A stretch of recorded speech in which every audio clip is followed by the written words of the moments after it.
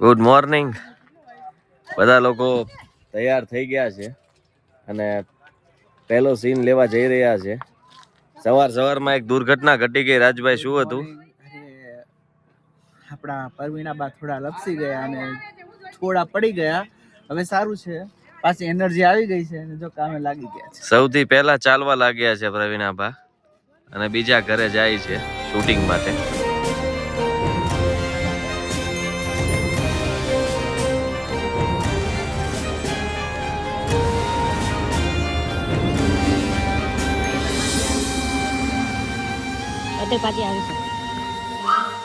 બધા ખુશીને મનાવી રહ્યા છે કે શૂટિંગ માટે માની જાય. એના પપ્પા પણ મનાવી રહ્યા છે. એક સીન છેલ્લો ક્લાઇમેક્સ કરવાનો છે અને વાત માનતી નથી કોઈની. અને આ બધા એ લોકો ટ્રાય કરી રહ્યા છે. આ તમે જોઈ શકો છો, અહીંયા આટલો અવાજ છે. અહીંયા પણ એક બાવ, સામે પણ બાવ, બધે બાળકો જ બાળકો. આ મોટા બા. તો અમે લોકો વાડીએ શૂટિંગ કરવા માટે આવી ગયા છીએ, બધા તૈયાર થઈને. અને આ મસ્ત મજાની વાડી છે. અહીંયા પાછળ શિવલિંગ છે જે બહુ જૂની છે, રાજા મહારાજાના વખતની છે એવું અમારા સંપતભાઈ કહી રહ્યા છે. વધારે એમને માહિતી છે. કેટલી જૂની સંપત? આમ અંદાજો નથી પણ બહુ જૂની છે. બહુ આમ તો શિવલિંગ જોઈ ત્યારે ખબર પડી જાય છે. શિવલિંગ જોતા તો એવું લાગે છે કે આ પથ્થરની છે ને, કોતરણીથી બનાવેલી મૂર્તિ જેમ બનાવી છે અને એકદમ જૂનું મંદિર ટાઈપ છે.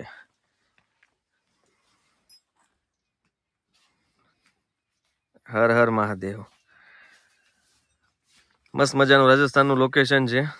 રાજસ્થાનની વાડીમાં ગુજરાતી શોર્ટ ફિલ્મ બનાવી રહ્યા છીએ અને બધા એના કિરદાર પ્રમાણે કપડાઓ પહેરીને કમ્પ્લીટ થઈ ગયા છે. પાવડો હથિયાર આવી ગયું આપણું. ચાલો, હથિયાર આવી ગયું છે ભાઈ સાહેબ.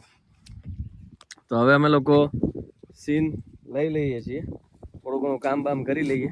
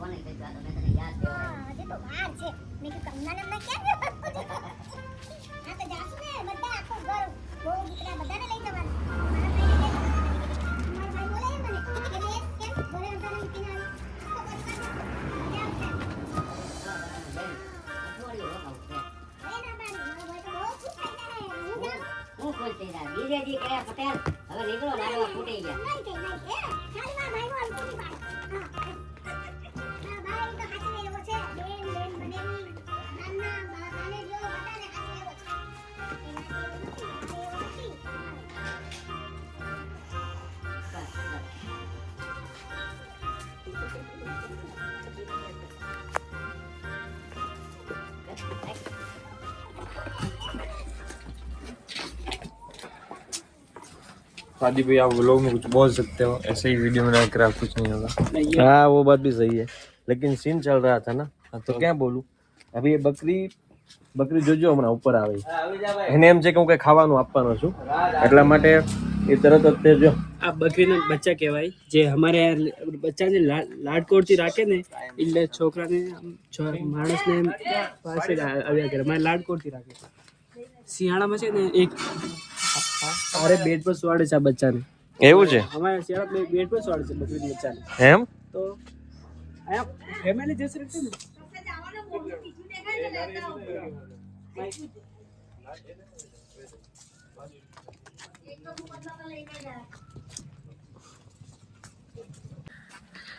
હા, તમે જોઈ શકો છો કે ડીઓપી દાદા એકલા હોય ત્યારે અમારે મદદ કરવી પડે છે અને કેમેરો પણ સંભાળવો પડે છે.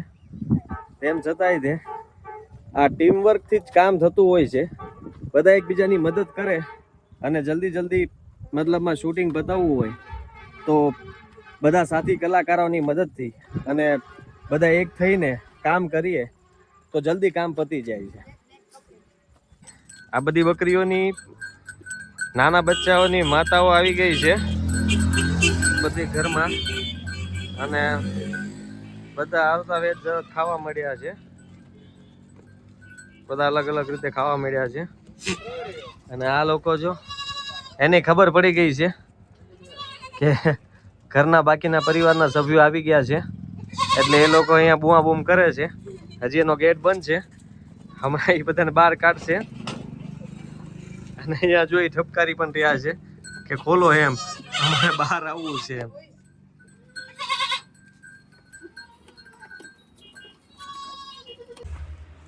વાગ્યા છે 8. ઠંડી ફૂલ છે રાજસ્થાનમાં. અને અમે લોકો અત્યારે એક મંદિર પર આપણે 12માં કે દાડો હોય ત્યારે જમાડે એ જમવાનું છે, અને અમે લોકો જમવા જઈ રહ્યા છીએ. જો આ બધા અહીંયા રાહ જોવે છે. ભૂપત દાદા એક ડાયલોગ માર્યો છે પણ એ પાછા બોલશે નહીં.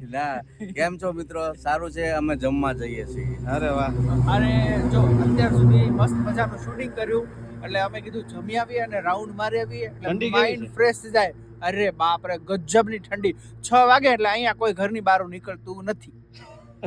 ભૂપત તમારું શું કેવું? એકદમ ગુલાબી ગુલાબી ઠંડી છે ભાઈ. આજે પેકઅપ થતા થતા લગભગ બધાને એમ થઈ ગયું હતું કે આ ઠંડીનું જલ્દી પેકઅપ થાય તો સારું, કારણ કે બધા થાકી ગયા હતા નહીં દાદા? હા તો ફાઇનલી અમે લોકો જમવા જઈએ છીએ. દાડો કહેવાય, શું કહેવાય 12મું એટલે? આઈને હા બસ ઈ જ. દાડો જ ને? દાડો. હાલો તો અમે જમતા આવીએ.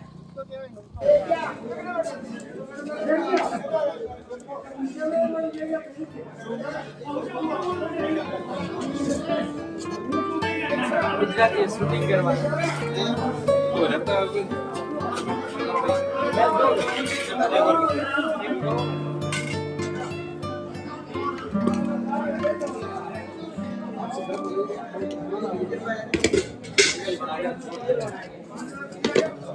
अच्छा,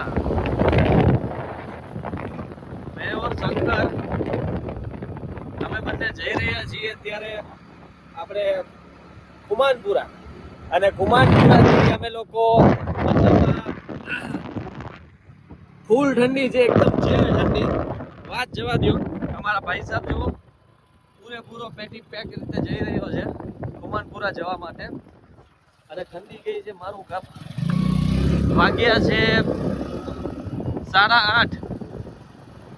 8:30 થયા છે અને ઠંડી છે જોરદાર. સલૂન માટે જઈએ છીએ. કોઈ સલૂન ખુલ્લું હોય તો કાલે એક સ્ટોરી માટે રિક્વાયરમેન્ટ છે, એટલે થોડાક હેર કટિંગ ને દાઢી સેટ કરાવવા જઈ રહ્યો છું. આ કુમાનપુરા આવી ગયું છે, એન્ટર થઈ ગયા છીએ અમે લોકો. હવે ભાઈ સાહેબ લઈ જાય છે મને. તો ફાઇનલી આજનો દિવસ મને એવું લાગે છે કે આ ઠંડીમાં જ તે આવી રીતના મસ્ત રીતે પૂરો થઈ જશે. આવી गया? अच्छा फोन लगाना पड़ेगा, सामने बैठा है. चलो आ गया है hair stylist Gorakhnath hair style. देखो भाई साहब, राजस्थान की ट्रक जा रही है पत्थर लेके. बड़े बड़े पत्थर का निकलती गाड़ी रात को 12 बजे 1 बजे ऐसे निकलती है नाइट में. તો જો અત્યારે આ ઠંડીમાં આ સંપત કહે છે કે અહીંયા છે ને આ બદામ શેક બહુ મસ્ત મળે છે, એટલા માટે અમે લોકો Shridev ice cream parlour Shridev ice cream પાર્લરની અંદર અમે લોકો આવ્યા છીએ આ ભાઈ સાહેબને ત્યાં. અને એ અત્યારે અમને બદામ શેક આઈસ્ક્રીમ વાળો હો પાછો. બધા જો અત્યારે મજા લઈ રહ્યા છે. ખમાનપુરા દેવગઢ રોડ, ખમાનપુરા દેવગઢ રોડ. બધાને એડ્રેસ યાદ રહી ગયું છે શંકર ભૈયા. તમને યાદ છે? હા, એ મને ખમાનપુરા યાદ છે, દેવગઢ રોડ ભૂલી જાઉં. બોલો ને યાર. દેવગઢ રોડ ભૂલી જાઉં છું. અને જો સંપત ને આ જગદીશ તો બે જો, વાહ. फोकस क्यों नहीं आ रहा है इस पे? हाँ अब आया फोकस. सवाल है इसमें भी. इसमें भी है.